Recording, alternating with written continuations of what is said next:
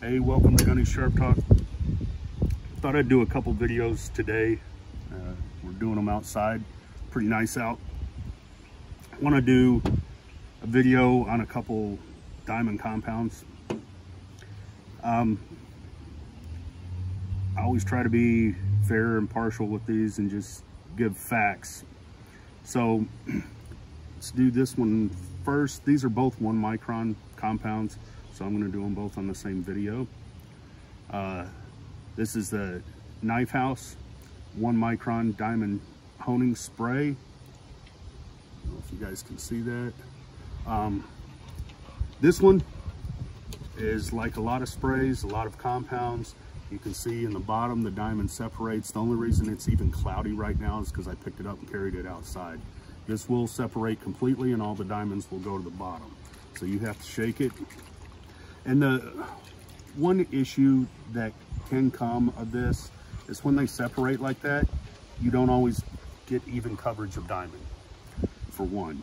And when they separate like that, they can clump together and cause a larger scratch than the size of the diamond, because you get a group of them together and they cause larger scratches. But anyways, this is a monocrystalline diamond compound. This other one is a polycrystalline. So the monocrystalline don't polish as well as a polycrystalline. They do, though, improve your edge. So you do get a nice crisp edge off of these. I personally don't like sprays as well as I like emulsions, because the sprays, you get a thinner concentration, so you don't have quite as wide of a, it's a wider spread, I guess I should say, of diamonds. So bigger gaps in between the diamonds in order to get them to come out of here. Usually. There are exceptions to every rule. So show you how this goes on. This is another reason I'm not big on diamonds, is this goes on better than some really spray all over. As I've told you guys in the past, I like to use a brush rather than my finger. I feel like I keep more of the diamond on here. I spread it more evenly. The brush does, depending on the brush you use, if you use natural hair brushes, it does tend to soak it up. So I prefer synthetic. But it goes on fairly nice. As far as the polishing, to me, this doesn't really polish very well. It does definitely improve your edge. It's not a bad compound overall, other than you see all that sticks in the bottom. So that's part of your diamonds. So your concentration changes basically every time you put this on, which, if being honest, it does to some degree with every compound, even the ones that stay separated, just because once you load a strop and you put more on, you're altering that concentration a little bit because you already have diamond on there. But that's another subject altogether. Anyways, this is the Knife House 1 micron diamond honing spray.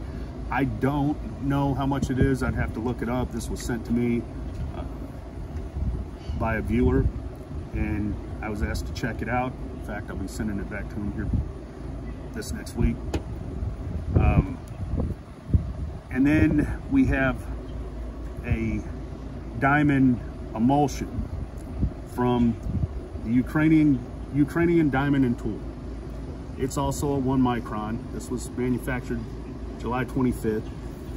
This was sent to me from Ukrainian Diamond Tool to check out.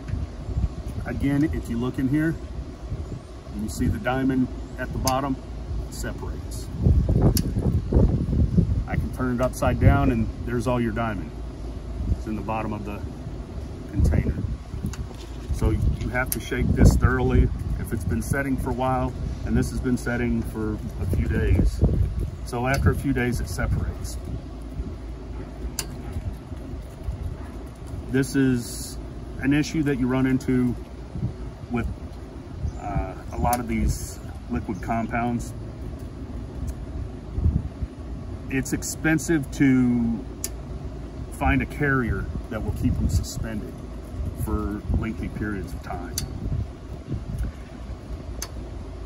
I'm calling these compounds because that's what they are. This, it says it's an emulsion.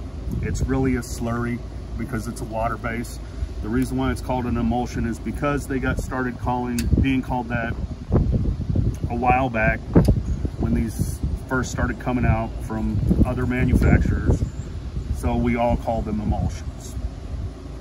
But an emulsion has an oil base to it, where a slurry has a water base to it. So you're suspending diamond in a water base carrier. All right, that should be mixed pretty good. Now this one, if you see here, the way it dries is kind of like a paint. It's almost like it's suspended in a paint. This one's a little messier coming out. If I can get it to come out. There we go. Not too bad. Sometimes it kind of explodes out, and that's because of positive pressure air in there. Okay, I used this brush last time, and you see how it stiffened the brush. So this dries and goes on like a thin paint, like a watercolor kind of. Which isn't bad. Might have should have done this inside to pick it up, but you can kind of see how it spreads on. One of the reasons I like to use a brush, because it does paint on. I'm putting it on a little thick just for the sake of the video. This one, it works fairly well. It polishes decently. I'm not sure what the concentration of it is, or if it says on here. Concentration, 15% diamond. So 15%, and they say percentage just for it being easier to understand. The way this really works is you take a certain volume and a 100 concentration, or what we would call 100%, is 0.2 carats per square centimeter of volume. And sorry, the umbrellas want to, it's pretty windy, the umbrellas want to come down. So 15% would be less than the 0.2 carat per square centimeter of volume. 15% lower concentrations like that a lot of times polish better. They don't give as aggressive of an edge.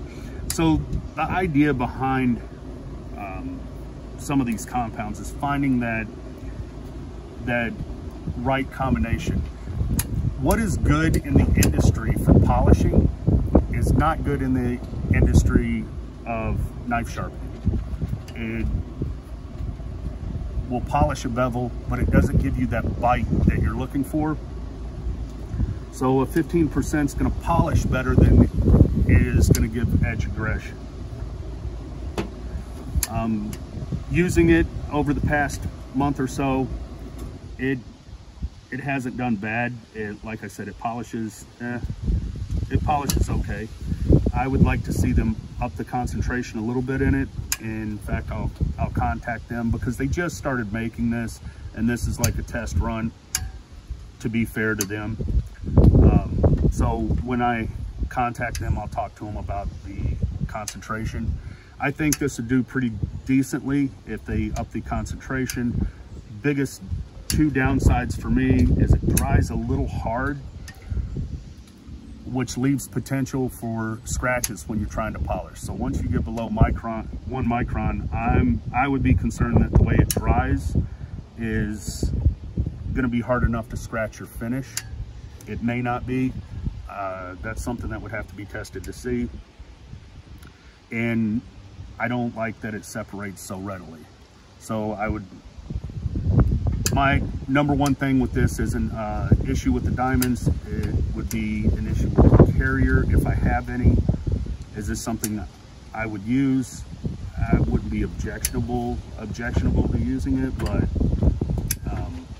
is it on par with like Agenda Industries or Ken Schwartz compounds? It is not. But this is, I think, going to be cheaper. I'm not sure what the price range is yet. I don't know that they're even marketing it yet. But you can, I haven't even looked it up. You can look it up at diamondtool.com.ua and see if they have it listed on there. But yeah, it's decent. If it's cheap, it's not expensive, and you're looking for something budget to get into as you're learning to strop or something like that, or you just want something for quick touch-ups, you're not looking for any aesthetics, this could be a great compound. Like I said, if they up the concentration a little bit, that may change some things, and I would like to see them find a carrier that keeps it more separated. But anyways, if you have any questions, please comment down below. As always, like, share, subscribe. I appreciate you watching. Thanks.